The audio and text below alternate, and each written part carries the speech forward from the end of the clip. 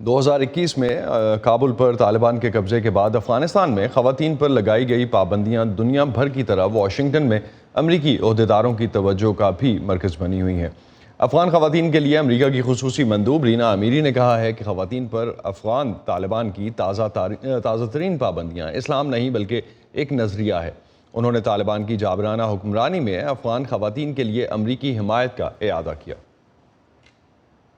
They say that it's about Islam, the holy religion of Islam. ان کا کہنا ہے کہ اس کا تعلق اسلام سے ہے، ہماری ثقافت سے ہے، لیکن اگر آپ افغان تاریخ اٹھا کر دیکھیں تو کسی بھی دور میں ایسا نہیں ہوا جب کسی بھی حکومت نے ایسی کسی ایک پالیسی کا نفاذ کیا ہو جس میں ملک کی نصف آبادی کو تعلیم اور ورک فورس سے نکال باہر کیا ہو۔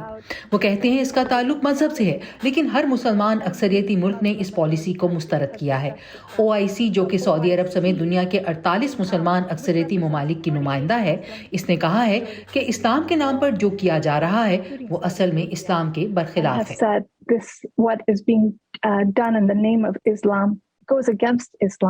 Why the Muslim majority countries؟ آپ کے خیال میں مسلمان ممالک کا لڑکیوں اور عورتوں کے حقوق کی حمایت میں بولنا اور افغانستان میں جو کچھ ہو رہا ہے اس کے خلاف آواز اٹھانا اور اس سے متعلق کوئی عملی اقدام اٹھانا کتنا ضروری ہے؟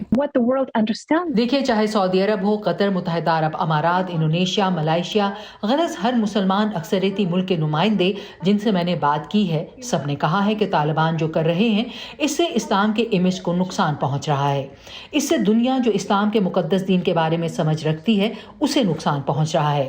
وہ یہ بتانا چاہتے ہیں کہ مسلمان دنیا ان اقدار کی عکاسی نہیں کرتی، یہاں تک کہ سعودی عرب ویژن 2030 کے نام سے پالیسی پر کام کر رہا ہے جس کے تحت ہر روز پابندیوں کو ہٹایا جا رہا ہے تاکہ خواتین معیشت کا پوری طرح سے حصہ بن سکیں۔ وہ اسے ایک ایسے مستقبل کی تعمیر کے حصے کے طور پر دیکھتے ہیں جو کہ ایک قابل فخر اسلامی ملک ہونے کے ساتھ ایک جدید سوچ رکھنے والا ملک بھی ہے۔ تو میرے خیال سے ان ممالک کا اس ایشو پر بولنا انتہائی ضروری ہے تاکہ دنیا سمجھ سکے کہ اس کا تعلق اسلام سے نہیں بلکہ یہ ایک سیاسی نظریہ ہے۔ How it can impact the decisions of ان فیصلوں کا عام افغان عوام پر کیا اثر ہو رہا ہے؟ اس سے انہیں کیا نقصان ہو رہا ہے؟ Afghan people right now.